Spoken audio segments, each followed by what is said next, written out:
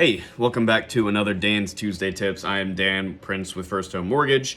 I am here to bring you some tips, tricks, and advice that I've run into throughout my day-to-day operations here as a mortgage lender to help you capture and close more business. So today's Tuesday tip is brought to you by a personal experience of mine that I've recently run into through a unique situation. It was a first for me.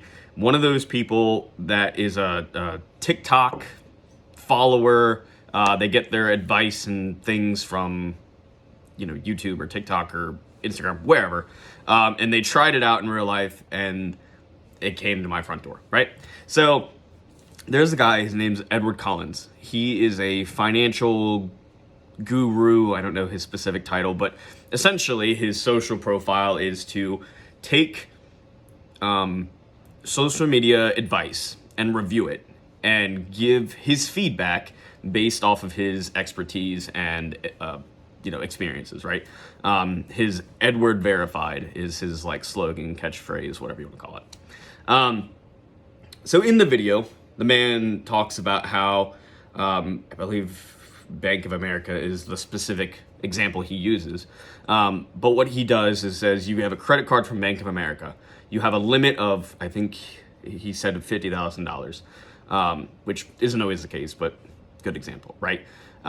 You can do what's called a cash advance on a credit card, where you literally, you can't go to anywhere and just say, hey, I have a credit card, give me money. Typically, you'll have to go to their bank, right? So Bank of America, there's usually a Bank of America just anywhere, but you go to a Bank of America, you say, this is my limit. They give you the terms and conditions of doing a cash advance, and he pulls out $50,000. You can buy real estate, whatever with it, but again, comes with the terms and conditions of the bank. The guy, a client of mine, did this prior to talking with me. He sends me the video and says, this is what I'm trying to do. I ask him where he got this money, because you can see it in the bank statement. Boom. He says, I got a cash advance from my credit card, and he sends me this video. And again, first for me. So I'm looking up the rule book, is this something we can do? And unfortunately, no. It is deemed a ineligible source of funds. Not all lenders can do this sort of funds, but he already had the money in his bank account.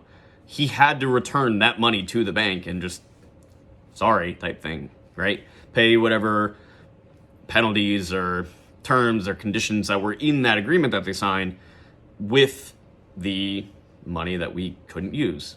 He was trying to put it on the down payment, make sure that he kind of buries that principal as far down as he can so that he can get a monthly payment that he is loving.